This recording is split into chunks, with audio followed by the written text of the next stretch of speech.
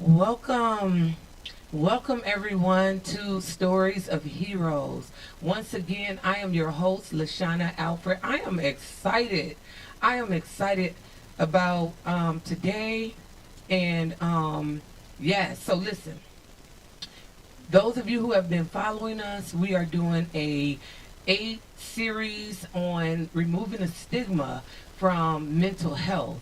And we've had how many so far? 5 already that has went before, has been dynamic. And today I am excited to introduce to you Kimberly Pullom. Kimberly Pullom is a licensed social worker.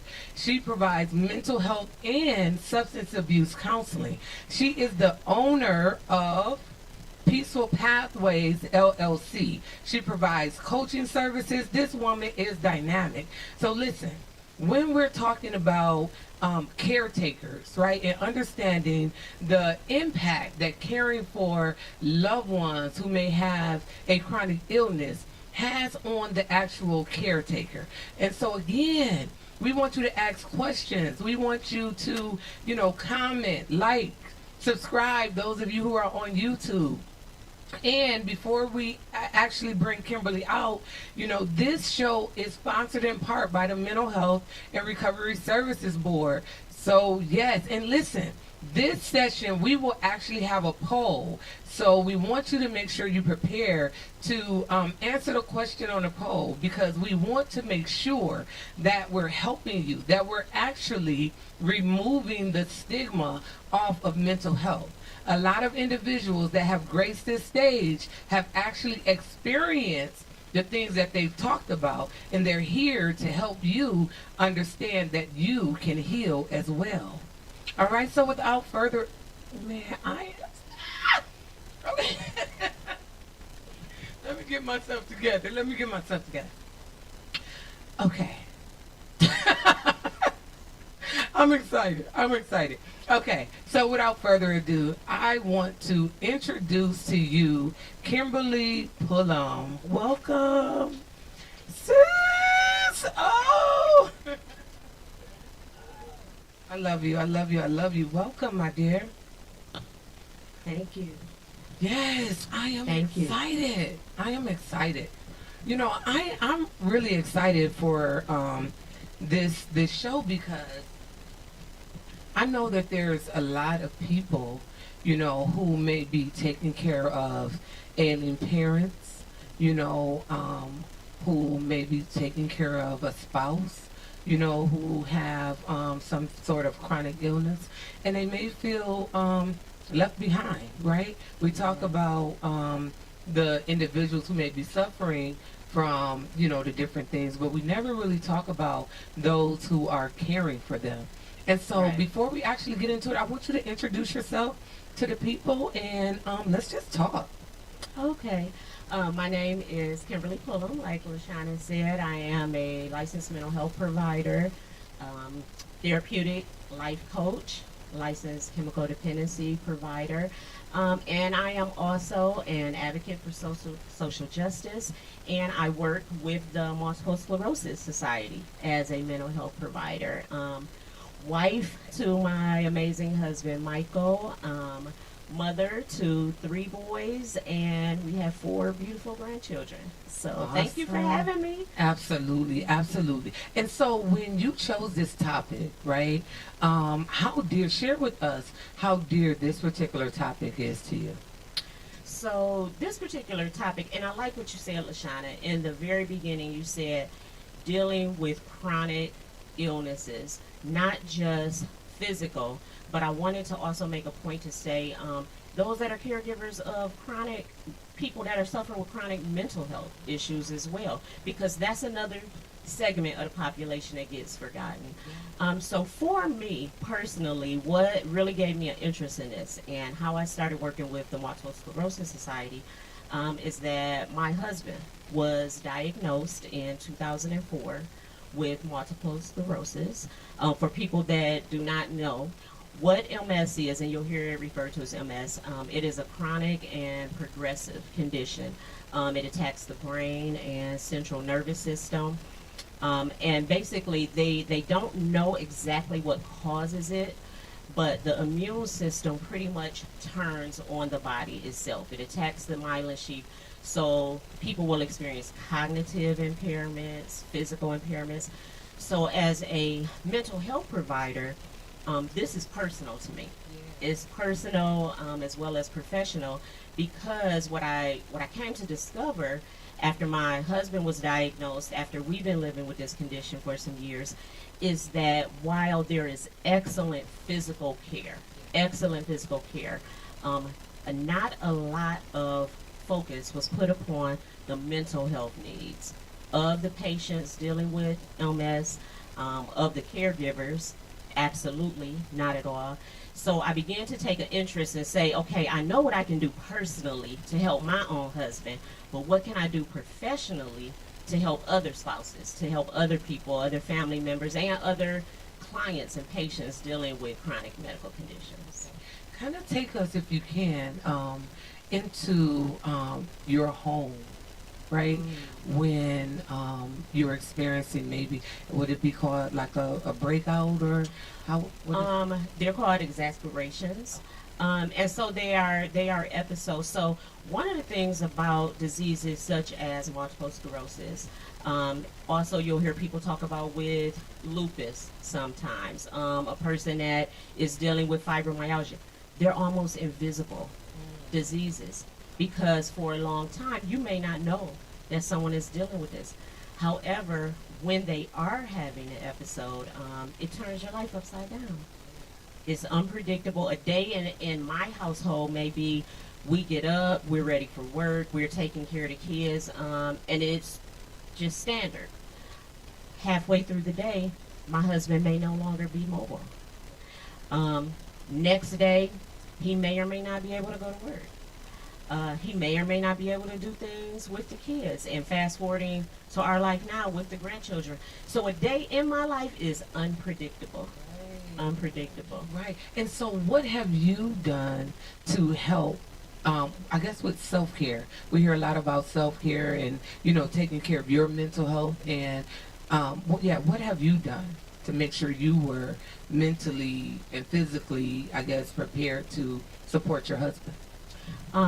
For myself, first of all, acceptance, and being able to be real honest, self-care wise, be real honest with myself about what was taking place in our life.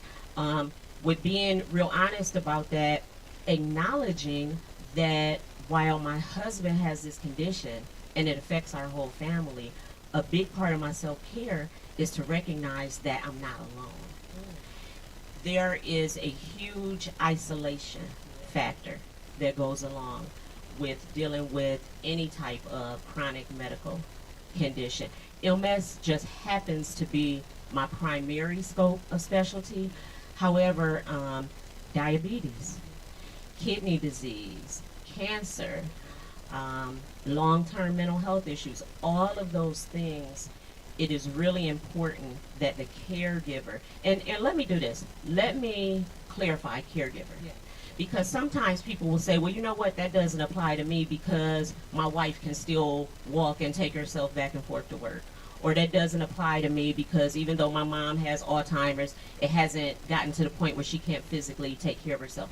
A caregiver is anyone that physically, mentally, emotionally, financially has to share in and take on the weight of the condition that the other person is dealing with. So caregiving, and it's important that people recognize that, because we all, whether we recognize it or not, probably have some caregivers, care partners in our life, but because their spouse still seems to function, their adult child still seems to take care of themselves, the caregiver really meets that definition of what we call the invisible patient.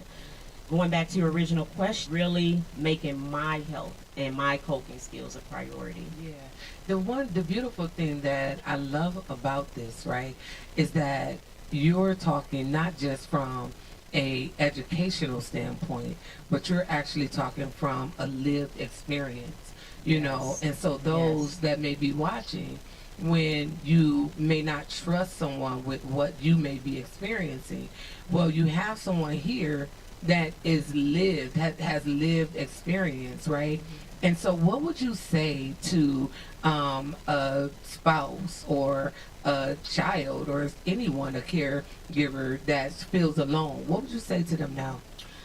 I would say number one, recognizing that you're really not alone. Or let me say this, and you know this yourself about me because we have relationship. You're as alone as you allow yourself to be. There is a lot of guilt, a lot of embarrassment, a lot of shame, a lot of these emotions that we carry as caregivers that we go through in silence, that we suffer in silence. So what I would say to those that are listening and those that are watching is number one, recognize that your feelings are valid, that what you're going through is valid, and that isolation piece will really, really destroy you. It will really put you in a dark place. So recognizing that they're not alone, and seeking help. So many times, and I tell people that I work with that deal with particularly illness, other chronic medical conditions, mental health as support, is understanding that you are equally as important. It makes me think about when you're on an airplane. And you know the pilot, when they're giving all their safety instructions, and they say, put your air mask on first before you tend to a child, before you attend to someone else. It's the same with being a caregiver. Yeah. If you don't tend to your oxygen, your coping skills, your support system, the people that love you, if you don't tend to that, and if you aren't real about what you're going through, then you can't adequately help that person that's in your life. You said something about guilt. Like, why would someone be, feel guilty or even embarrassed or ashamed about either a loved one having a chronic illness or, help us understand that? When I say guilt, it's not guilt about the condition, it's guilt that you feel about your emotions in that thing. It's that guilt because you feel like it's my mom that's sick. It's my husband that has it. So how dare I be angry? How dare I be embarrassed? How dare I not want to help 24/7, 365? So the guilt is so heavy. So it's not guilt about that condition that you can't control. You don't feel like you have a right to your feelings. And for me, as a mental health provider, it has been a learning thing, and it has been a struggle because these are all the things that I tell other people. Going back to our story, my husband was diagnosed in 2005.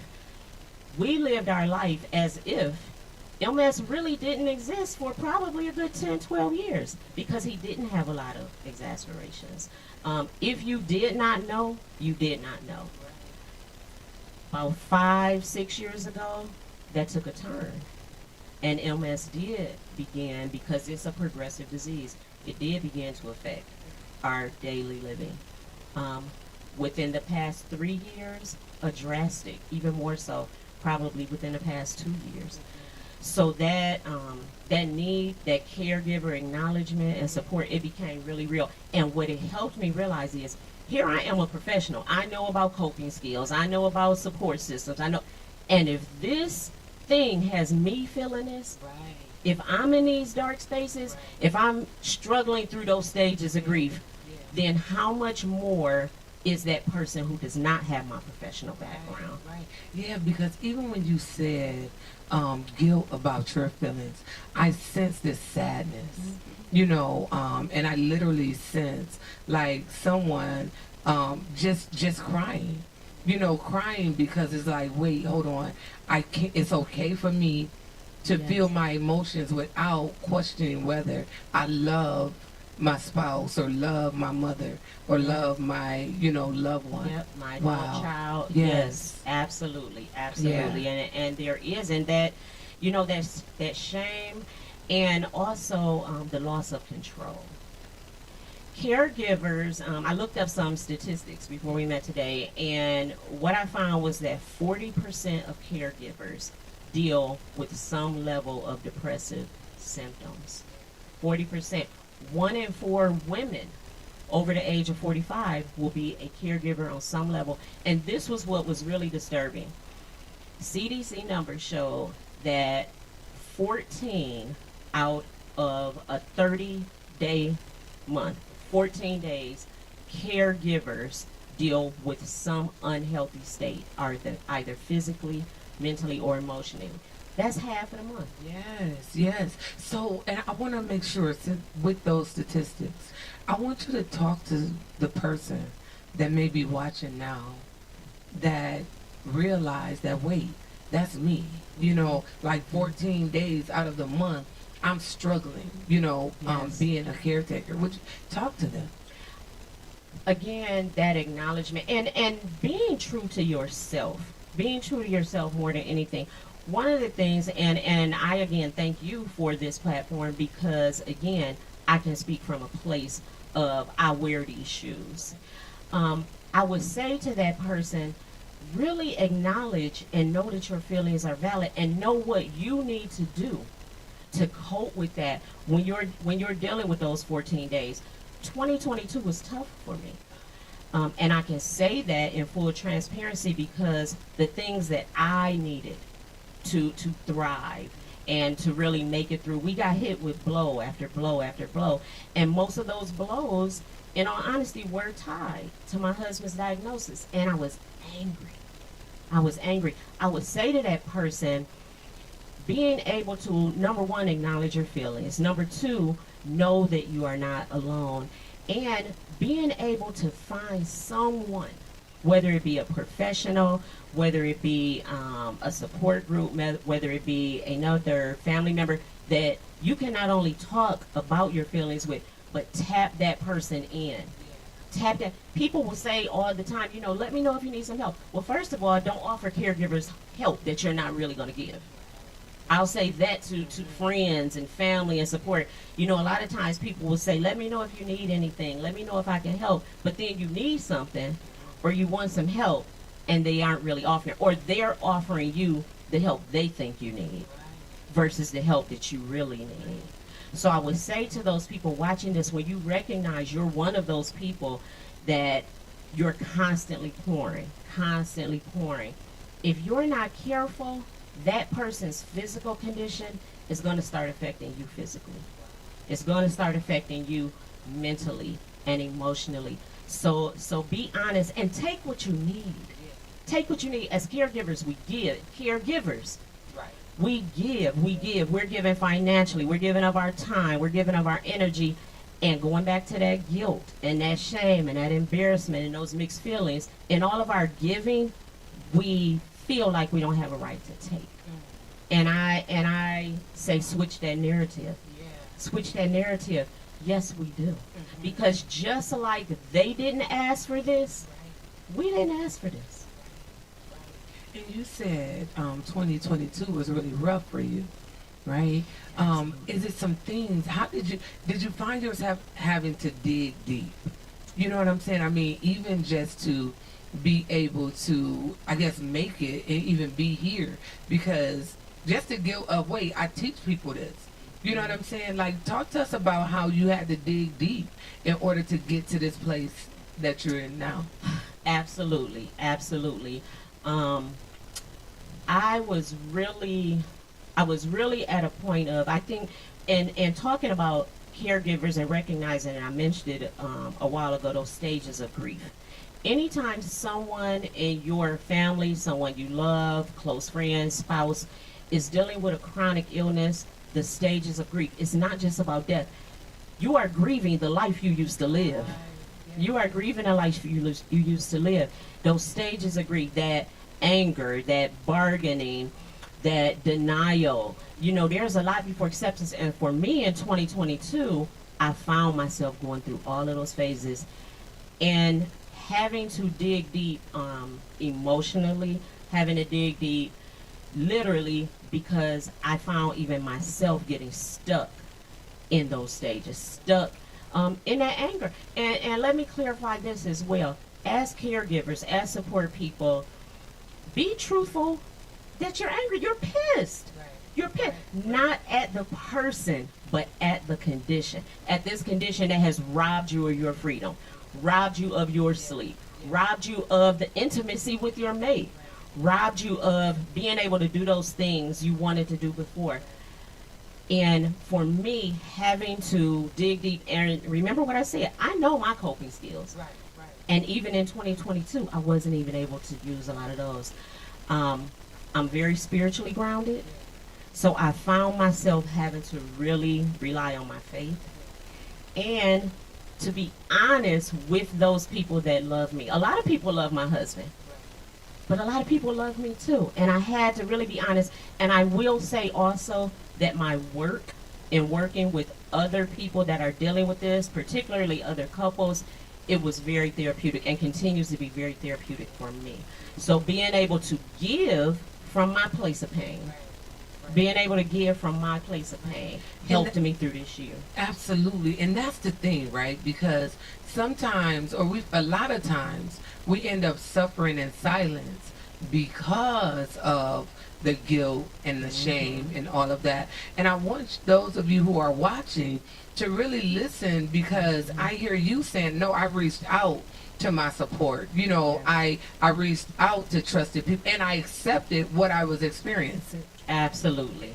Absolutely. The denial stage of the grief is one when you're dealing with chronic illness that continually presents its face as well.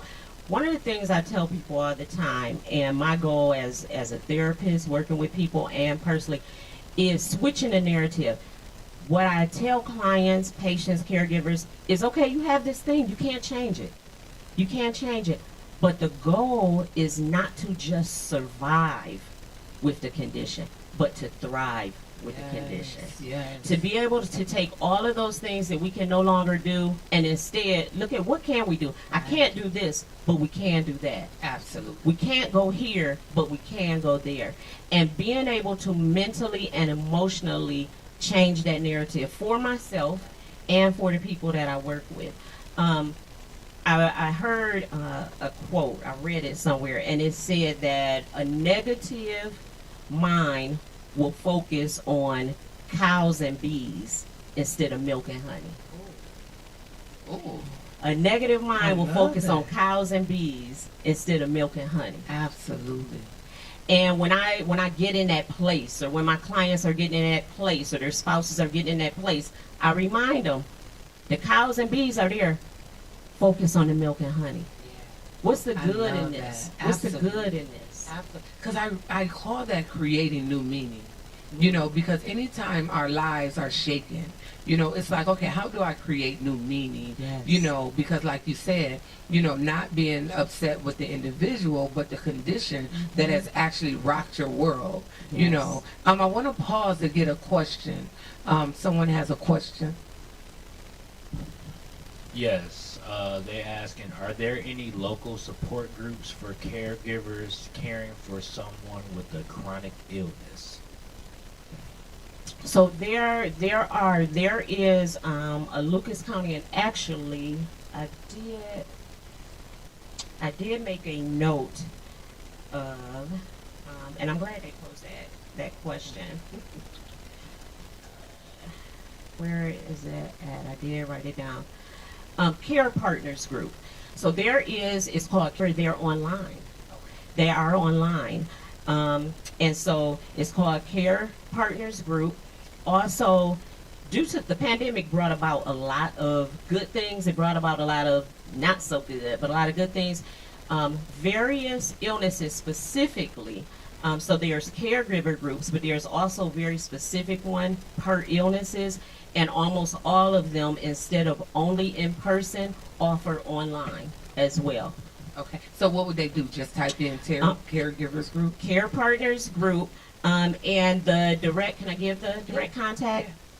The young lady's email is Sue Joel K, SUEJOELK at Yahoo.com.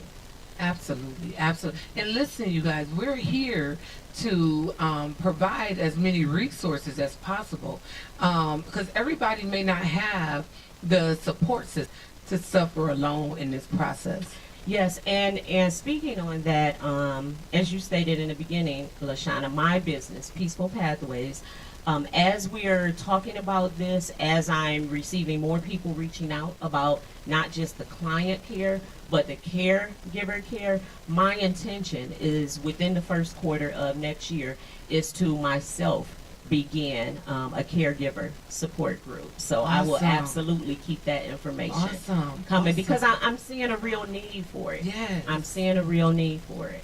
Yes, and this is the beautiful thing, right? When we're talking about pain or there's purpose in our pain, here it is where Kimberly is sharing with you, you know, her lived experience and how you're taking that and you're seeing purpose in it, you know, Yeah. and so that's awesome.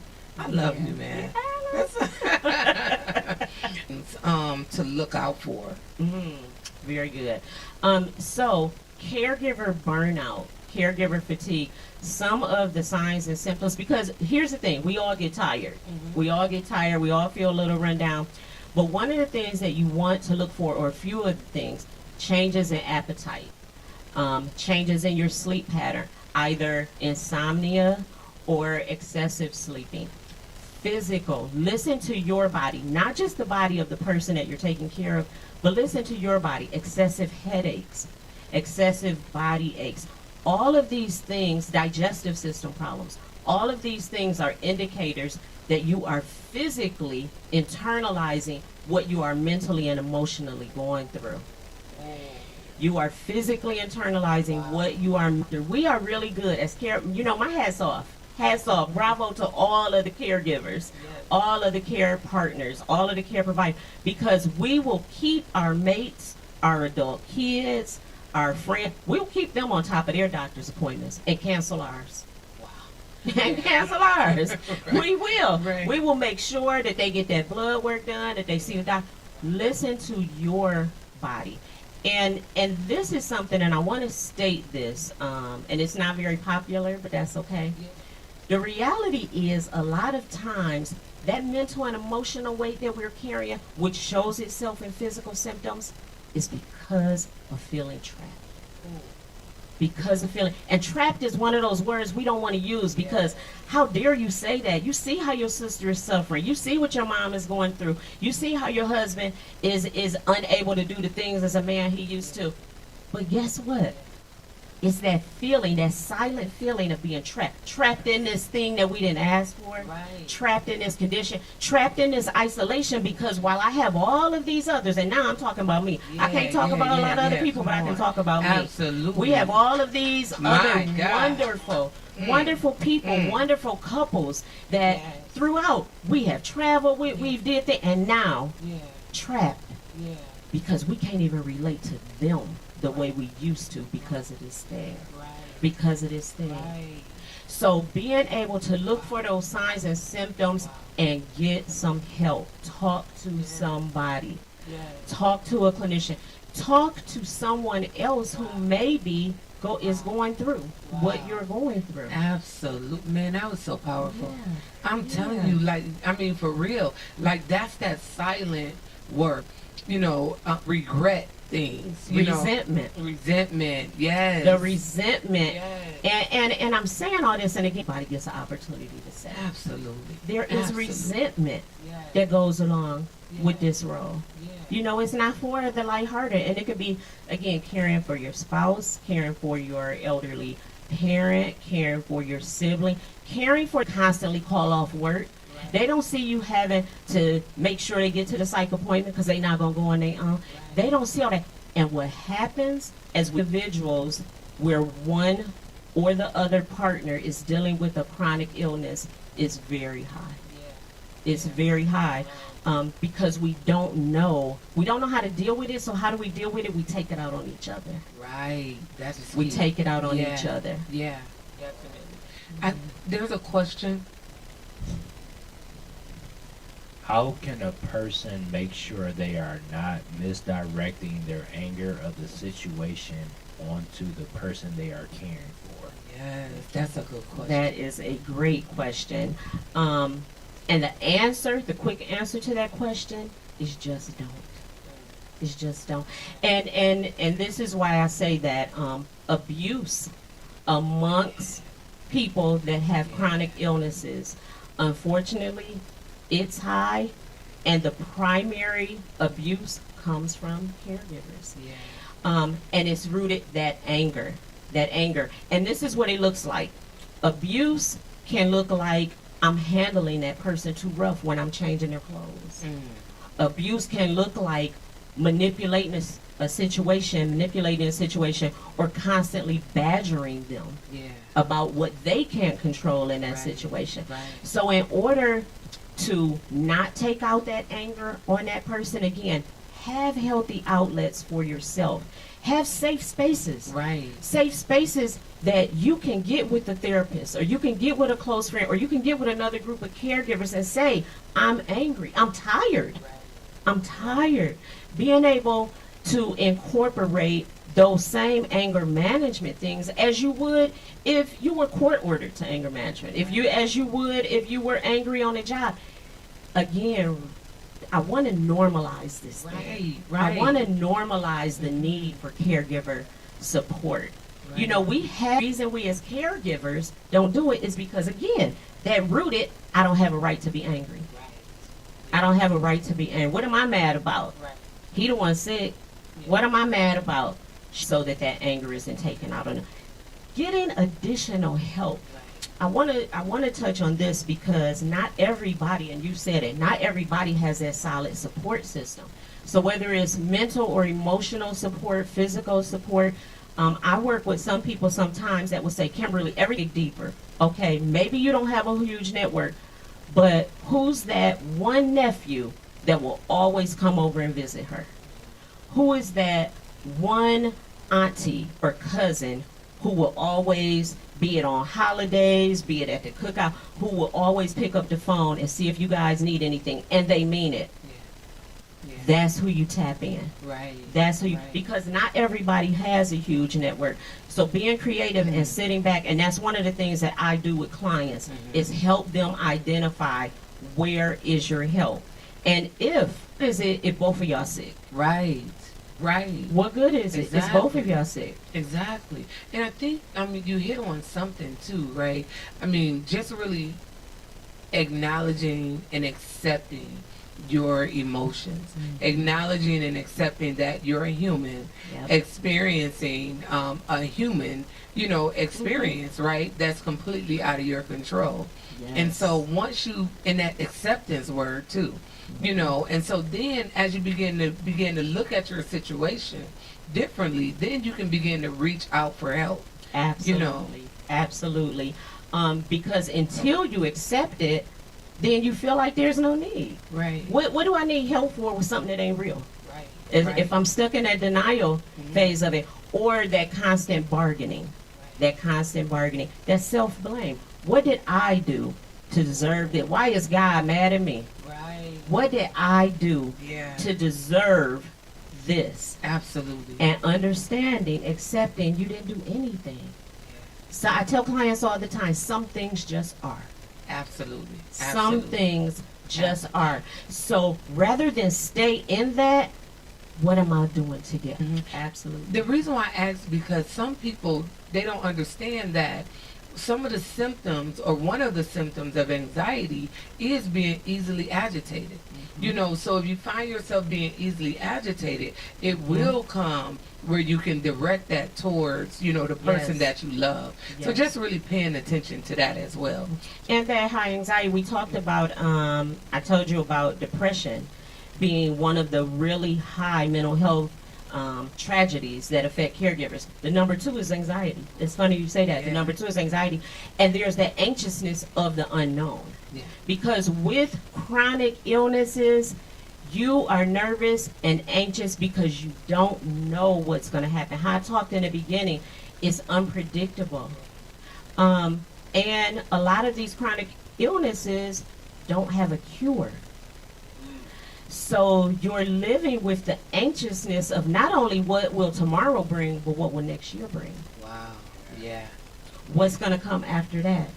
And so imagine a pop can. Imagine a pop can and you just shaking it up shaking it up, shaking it up. It's just building up, building up, building up. When you take that top off, it explodes all over the place. That's what happens to caregivers when it comes to depression, anxiety, stroke, Yes. heart attack, because that can has just been shaken. Yes. That bottle's just been shaken. Yes. They're not talking to nobody. They're Right. not getting no support. They don't feel wrapped around. They don't feel their arm. They're resentful. Yes. We're angry, and one day we unscrew that, Yes. and now it spills all over everybody else too. Yes. All over everybody else Yes. too. You have a question in the audience? Yes. When does obligation give way to love? That's a good one. Now leave it to the studio audience. Leave it to the studio audience.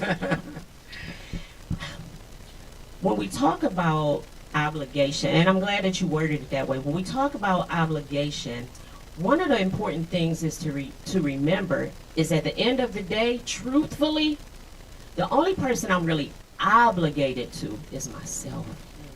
Is to make sure that I take care of me, to make sure that I'm mentally, emotionally, and physically okay. Because when I meet that obligation, then I can give gateway to love. Ooh. Then I can give gateway to love. When I meet the obligation to me and making sure that I'm okay, when I'm putting my oxygen mask on first, then I can give gateway to love. Yes. Because if I try to do it the other way around, nobody wins. Oh, wow. If I love on my spouse so much because they're sick, Ooh. if I love on my mom so much Ooh. because I'm her daughter, so I'm obligated to Yes. take care of her, then where Yes. does his self-love come in? Right. Ooh. I'm over here, I can't breathe. Right. Not only can I not put my oxygen mask on, I don't even know where it's at. Right. Because I didn't first meet that obligation to me. Ooh, no, that's good. Yeah. You know why that's so good? Because that goes against popular opinion. Yes, You know what I'm ma'am. saying? Because someone can be thinking like, no, we supposed to love first. And there shouldn't be nothing about obligate that politically correct stuff. Yes. But no, repeat that. Until I meet the obligation to love me and care for me and put my oxygen mask on, then it doesn't even give the gateway to love. God. And you touched on something, and I'm only gonna sprinkle the salt. I ain't gonna season it all the way. That till death do us part, in sickness and in health. People will misconstrue and make that feel like, you know what, as a caregiver, nothing about you because you committed to in sickness and in health. My response to that is, if I'm not healthy, we both sick. So what difference does it make? If I'm not healthy, mentally, emotionally, physically, we both sick. Right. So what difference does it make? And I'm not thinking about that. Yes. You know what I'm saying? Yes. Right. Yes. And also the reality on a serious note, that it is a challenge. Yeah. That is a challenge, but it also is loving. Wow. It also is rewarding. Every day that I see my husband get up and push, Yeah. when I know he doesn't feel like it, Right. when I know he's struggling, when I know he's having a hard time, that also motivates me to be able to say, you know what, we can do this together. We can do this together. And being able, and I want to say too, adult children, you know, when we become adults and now our parents are ailing and we become caregivers, you know, that's hard because that's that role reversal. That's that role reversal. And so I encourage people to, again, see the milk and honey and not just the cows and beef. See it as a blessing and not just a curse that I get to. Not that I have to. That's a part of that cognitive restructuring. Yeah. I do a lot of cognitive restructuring when I'm working with clients and caregivers. Being able to look at that situation and switch it. So not one exercise we do, not just saying what I have to do. Right. Switch and say what I get to do. Yes. What I get to do. Restructuring it. Because at the end of the day, we can't change these situations. And this is another one of those not so popular, there may be a time and a situation and a relationship where you just can't do it anymore. Where you just can't do Wow. it anymore. Wow. And I want to say to everybody listening, everybody watching, if you've gotten to that place, know that that's okay too. Know that that's okay too. Because That's sometimes we, as caregivers, we've left it all on the court. And when we've left it all on the court, it's okay. Get that reassurance, get that validation that maybe you've done all you can do. Maybe you've endured this relationship as long as you can. Maybe you've given, you're that sibling that even though you have 8 others, you're the only one taking care of mama. You're the only one taking care of daddy. You know what? It's okay to say, I need to tap out. Yeah. I Yeah. need to tap out. Know that Wow. that's okay. Right. Know that that's I okay. am so glad that you said that, right? Because again, we're talking about mental health, and a lot of times us pretending that we're not experiencing what we're experiencing can be triggering the mental health, Yes. you know, and really affecting our physical health. And like you said, we'll both be sick. Yes. You know, and that's the Yes. thing. And I those of you who are listening, and I hope you're getting something out of this, that some of the guilt or the shame or the embarrassment that you may have been carrying all this time for caring for a loved one, an ailing or aging parent, you know, I hope you're getting permission, right, to I like feel what you're feeling. It is Yes. okay. Let's Yes. normalize being human and having human emotions. And that's really what you're talking about. That's really what you're talking about. I tell people often, take the S off your chest. Take the S off your chest. You don't have to be Superman. You don't have to be Superwoman. And know that that's okay. Know that that's okay. And the flip side of this, the other piece that we can't ignore is show yourself and that person some grace. Show yourself and that person some grace, because they're also having a hard time. Absolutely. It's not easy. It's not easy. Encourage them. Encourage the person that is dealing with the chronic condition. Encourage them to build up their support system. Encourage them to also reach out and align themselves and seek out, so that you are not their only resource. Right, right. I would like for you to share some ways that they can take care of themselves. What are some specific things that they can do, the caretaker, to help them care for themselves? Some specific, very specific things.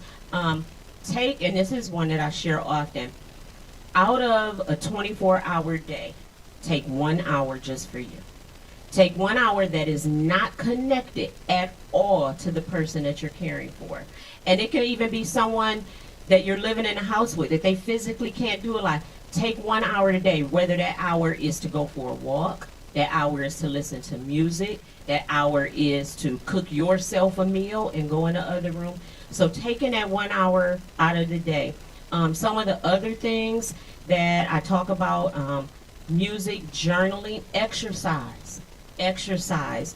When you physically move, it definitely positively helps you emotionally and mentally. So it doesn't mean, go and do the Stairmaster for half an hour. Sometimes it's just getting out in the fresh air. If you can't really leave that person, depending on the level of caregiving, walk around outside that house. Walk around outside the house. For a lot of people staying spiritually connected, community. There is help within community. So being able to find those coping skills and know what you need and do it shamelessly. Right. Shamelessly. I love it. For me, one of my things is my detachment, my alone time. Like, it is a vital part of my mental and emotional health that I completely detach, that I get away a few times a year. One of the reasons 2022 was so hard was because of a lot of things outside of our control. I wasn't able to do that, and I felt it when I wasn't. I felt it, and I suffered because of it. But I say shamelessly because I, using, again, full transparency, someone asked me about a convention I was going on, and I was going to be gone, I think it was 5-6 days, and we talked about it afterwards. And I don't even remember how we got on it, but I said something to the effect of that while I was gone, no, me and my husband, we don't communicate. We talk when I get there, so he knows I made it safely. And we don't talk, we don't FaceTime a lot, we don't communicate until I'm done. And someone said to me, how can you do that? That's your husband. I said, how can I not? I'm his wife. How can I not? That's my sister. I'm his wife. Because shamelessly, you have to know what you need for you. So one of my self-care things, when I detach, and I encourage other caregivers, when you say you're getting away or you say you detach, it could be 24 hours. It does you no good if you're detaching from your role as caregiver for your mom, but you call mom every 30 minutes. You should have stayed home. Right. You should have stayed home. Yes. You have to know without guilt. That's that other type of guilt. People will guilt you for making you a priority, but they haven't walked a mile in your shoes. Wow. They have not lost an hour of sleep. Come on. They have not done any of those things. I will say for myself, with MS, one of the things, as it progresses, falls are a big concern. What people don't know, someone look at me, you drink a lot of coffee, or you spend all that money at Starbucks. Well, what you don't know is every bump in my house, I'm jumping. I don't sleep soundly through the night because I don't know, did my husband fall? But someone will guilt you and say, why you drinking so much coffee? Or why you look tired all the time? Well, you're getting a full night of sleep. Every bump in my house, I have to wake up. Because in the back of my mind, I think my husband fell. So being able to take what you need and take it without guilt, I love it. without shame. And did we do the poll yet? We're going to do that? Oh, it's already running. Oh, okay.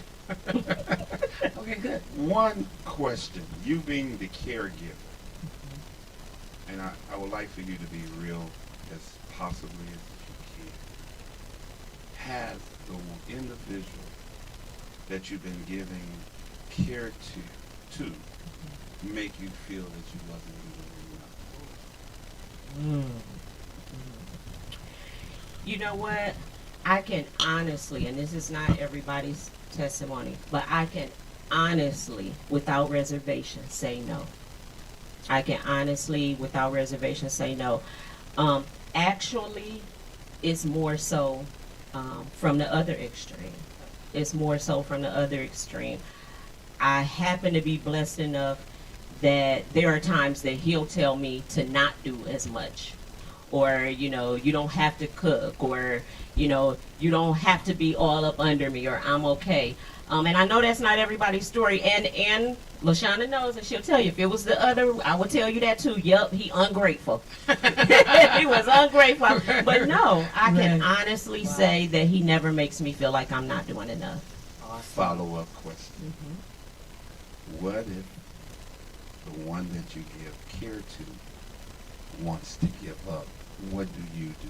Encourage you as caregivers to know your resources, because you're going to constantly give support, give encouragement, but know when that person, be able to see, you were talking about signs and symptoms, be able to see when that person is getting into a dark space that you may not be able to pull them out of, and reach out to some mental health professionals.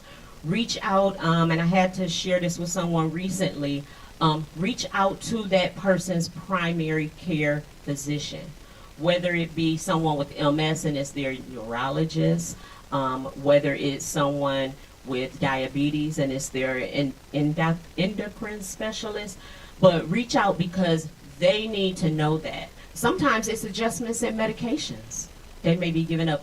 And sometimes, you know what, they are getting tired. It's hard. This is draining. We haven't even talked about the fatigue and how physically draining it is to live with a chronic condition. I remember before my father passed away from cancer in 1996. It's been a long time.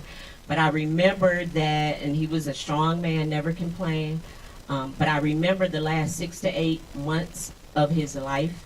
And I remember he made a comment, and he said, I don't feel good all the time. And can you imagine what that must be like? to not think about times that we just don't feel good. You know, I got a headache. I'm dealing with this virus. I got some bone stuff going on. You know how that makes you feel, and it only lasts for 3 to 5 days, maybe. Imagine not feeling good all the time. So yeah, a lot of times, does that person probably maybe feel like giving up? Yeah. Be an encouragement. Continue to encourage them. Continue to focus on the what we can versus what we can't. Yeah. But be very, very aware of when you may not be able to help them, and know your resources. Tap into mental health professional. Tap in, if you don't know any mental health professionals, tap into their primary care physician. Make that call to their doctor even if they don't want to. Because the mental health piece of the chronic conditions is very serious. I want you to kind of address, I want to make sure we kind of touch on this before we go off the air. Talk to the parent who may have an adult child that's struggling or suffering from mental health, you know, because a lot of times you can't, I mean, not a lot of times, but you can't force your adult child to get help. What would you say to that mother or that father who has an adult child that's struggling with mental health? I would say, again, take care of you. Take care of you. Know your resources. And at the end of the day, be okay with when you have done all that you can. When you've done all that you can, be okay with that. Be okay with that. That doesn't mean that you're throwing in the towel on your child. That doesn't mean that you don't care. That doesn't mean that everybody that has something to say really knows what's going on. But when you know, I've called, I've made the appointments, I've encouraged them to take their medication, all of those things, then you, mental illness, just like physical illness, you have to understand at the end of the day, you're not their God. Right. You're not their God. And it's during those times, and I don't care what your belief system is, have a belief in something bigger and stronger than you. Have a belief in something bigger and stronger than you, and trust that when you've done all you can, that thing, that entity, that being will wrap their arms around your adult child, just around the same as around your young child, and be there and be what they need. And when you cannot, because that's a good point, it's not just adult children. We can't make our husbands or wives do anything. We can't make, we can encourage, we can, try to influence, be that positive influence. But at the end of the day, when you know you've done everything you can, you still got to put your oxygen mask on. Right. You still got to put your oxygen mask on. And that's what I'm sensing too, that a lot of people are struggling with that thing, because we're so used to hearing that we're selfish. You know, and so for you to say every time, right, I want y'all to notice, every time Kymberly is coming back saying, take care of you first. You got to make sure you're obligated. You're the first priority. Because if you're not okay, you're not going to be okay for the people that you say you love. Absolutely. And so we got to begin to normalize caring for self. You know, because that's the thing. As I'm listening to you say that, I'm like, that's probably the biggest thing that people that are watching are actually struggling with. Thinking that taking care of themselves is selfish. It's selfish. And I challenge you, as I talked about that restructuring, it's not selfish. It's time for you to be selfless. It's time for you to remove yourself from the guilt. Be selfless. Remove yourself from the shame. Be selfless. Remove yourself from that obligation to others. Be selfless and know that you're important. Know that you're loved. Know that you're doing the best you can. I tell people all the time, don't live in a place of regret or I should have did this or could have, because every decision you make, you made the best decision at that time with the information you had. Right. You made the best decision at that time with the information you had. And you have to be okay with that. And surround yourself with other people who let you know that it's okay. Absolutely. Who let you know that it's okay. People that are not going to guilt you or shame you because you're tired. People that are not going to guilt you or shame you because you're angry. People that are not going to guilt you or shame you because I can't go to one more psych appointment with him. You know what? I'm going to call your brother and he going to take you. I cannot go and sit through one more chemo treatment because I'm tired and it hurts me. That's the other thing we don't talk about. The chronic illness hurts us in a place that you cannot even imagine. When you love somebody and you watching them go through something that you can't do anything about, that pain and that hurt is so real. And sometimes I'm so hurt emotionally that I can't even go to the doctor with you. Because if I go, I'm going to fall apart. If I go, I'm going to fall apart. So know that that's okay, and know that there are people out here, such as myself, such as LaShawna, such as other mental health providers that are here to walk that journey with you, that are here to help you through that, and you are not alone. You don't have to isolate. It's okay. Absolutely. It's Absolutely. okay. Man, oh my. Oh my, oh my. I mean, just the realness and the transparency, right? I mean, as a professional and one that's talking from a lived experience, you know, and being transparent with pain, right? Yes. With emotions. And that's what we hope to have delivered today, that you are okay exactly where you are, experiencing exactly what you're experiencing, you know. But I want you to let them know how they can reach out to you again. Okay. I am a clinician with You Change Counseling and Consulting. So you can reach out to me through You Change at 419 214. But I really wanted you to tell me about your. Oh, okay. Okay. 214-9366, and I'm sure Rashay is in the comment. 66, absolutely. Because I have, and the reason that, and I'll tell you, the reason that I mentioned that before I even mentioned this is because I have to acknowledge that as I began to do this clinical MS work, that LaShawna and You Change Counseling and Consulting provided me with the very first platform to do this kind of work. So I thank you for that. I thank you on my behalf and on behalf of everybody that I work with. Awesome. Thank you. And also you can reach me, Kimberly Pullom, through my business, Peaceful Pathways, at KYPATHWAYS, KY Pathways at yahoo.com. My number is 567-900-7108. Man. 567-900-7108, and that is KY Pathways at yahoo.com. You know, I don't know, every time we're here, it touches my heart, you know, to know that because of my obedience to God, it created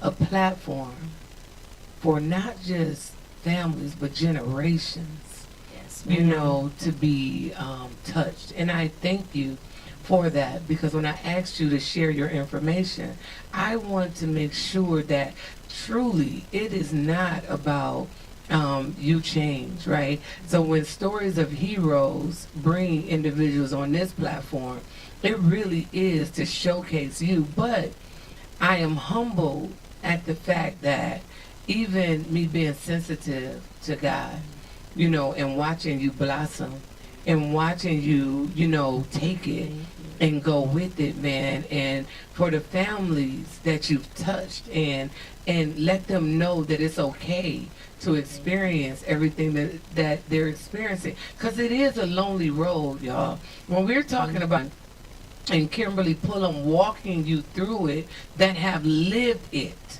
She's not telling you, you know, things that she has not lived, that she read in the book.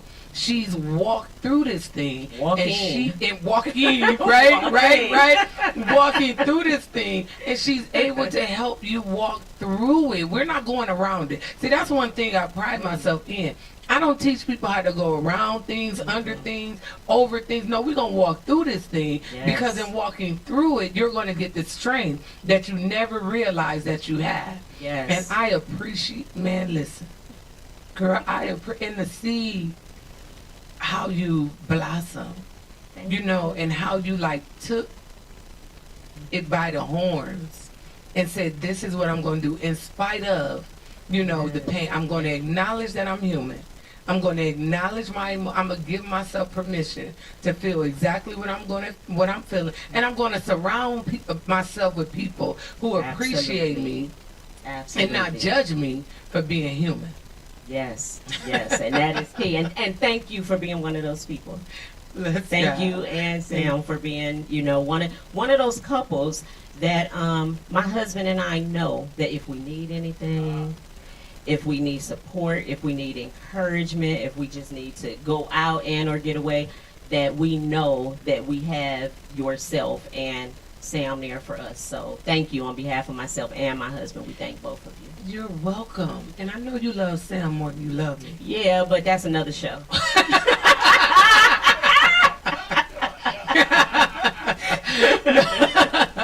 But no, thank you so much. Thank you for gracing our platform and being transparent and sharing, you know, from your heart and your lived experience. That's something that was shared, you know, lifted some of the burden off of you and gave you permission to be and experience exactly what you're experiencing and being. Go ahead. I'm so sorry. We cannot close out. I want to thank my husband for allowing me to make our lives and have our lives and his condition be an open book. I appreciate Can we give him a for round that. of applause? Yes. He's here, you guys. He's just silent. Yeah. He's just silent. But I genuinely thank him for allowing me to utilize and share his story in the helping of others as well. Man, you so dynamic. And he's such a silent strength, the both of you. And so, again, if you have any questions, leave it in the comments. Make sure you answer the poll questions and let us know. We want to make sure that we're providing information that's going to help you process through whatever you may be experiencing that is affecting your mental health. So once again, I'm your host, Lashana Alfred, Stories of Heroes, and we want to thank the Mental Health and Recovery Services Board for sponsoring this show. And thank you. We'll see you next time. Thank you. Good night. Thank you.